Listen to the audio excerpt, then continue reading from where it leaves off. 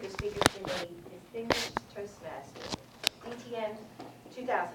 If you hear that particular acronym, it's Distinguished Toastmaster, and that is the epitome of a speaker. He's currently with Wealth Management, a Wealth Management Advisor with TIAA, CREF, and I know they say that differently. Correct. Right. But I do not. I know DTM, I don't know TIAA, CREF. Noelle and I are very good with financial management, but let me tell you, it's a good thing that we have Al Mentor here, because as a wealth management advisor, he's going to teach us in his speech entitled, Invest with Confidence. Please welcome Al Mentor, Invest with Confidence.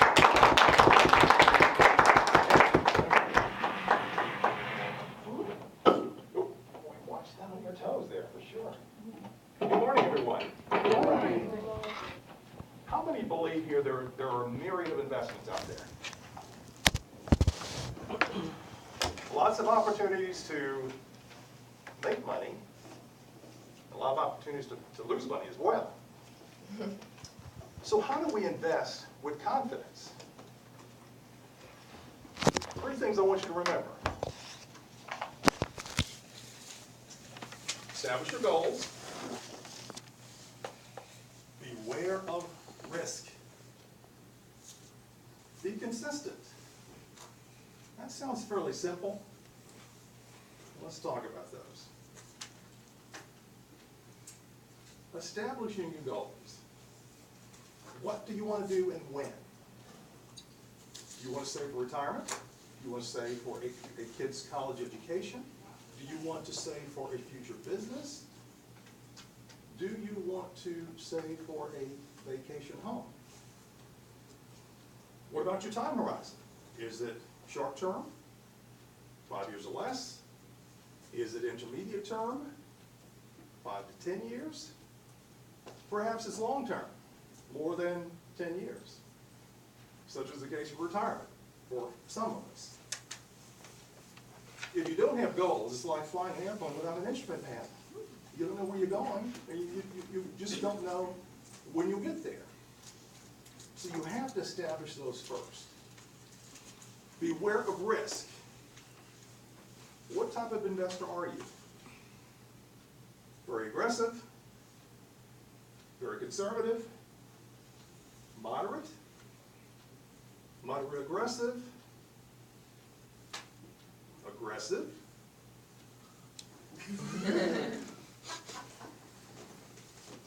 That will dictate how you invest. Now, there are actually 7 portfolios. I just mentioned them. Very aggressive, should I say very conservative, conservative, moderately conservative, moderate, moderately aggressive, aggressive, aggressive. I think that's 7. Which one of those categories do you fit in?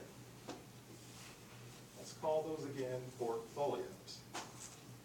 Now, how do I invest in those portfolios? Well, you have several classes of investments. Stocks, fixed income, bonds. Preferred stock is also fixed income. You have real estate. Don't mean the hard real estate, I mean real estate securities, such as real estate investment trust. Without getting into a lot of details there, those are securities. You also have things like precious metals, gold, silver, platinum. There's another category called derivatives, which is a bit more complex. Now, there are probably some of you here who understand what derivatives are, but they are a class of investments. They are for the very aggressive, generally. Stocks are generally for the very aggressive as well. Now, the intermediate portfolios, moderate, moderately aggressive, moderately conservative, can have a mix of stocks and fixed income. A little more in fixed income, treasury bonds, treasury bills, corporate bonds, short-term, intermediate term, long-term. Stocks, large stocks, IBM, Microsoft, GM. Mid-cap stocks, smaller firms, small cap stocks, very small companies. As you can see, I could go on for an extended period talking about investments. Again, your goals, establish them, and be aware of your risk and where you fit in that series of portfolios. You gotta be consistent, folks. Once you establish what your risk levels are, you have to be consistent. I talk to clients all the time who see the market going up, who are very conservative. I say, well, I want to get into this market. Well, what happens when they get into the market? And the market falls 10, 15, 20%.